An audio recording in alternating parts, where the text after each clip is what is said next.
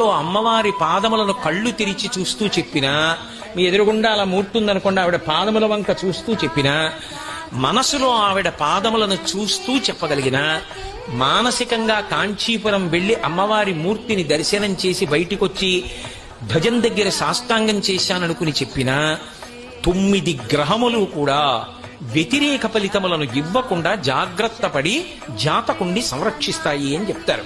దీన్ని చాలా మంది పెద్దలందరూ కూడా మంత్రస్థాయినిచ్చి గౌరవిస్తారు ఆ శ్లోకాన్ని.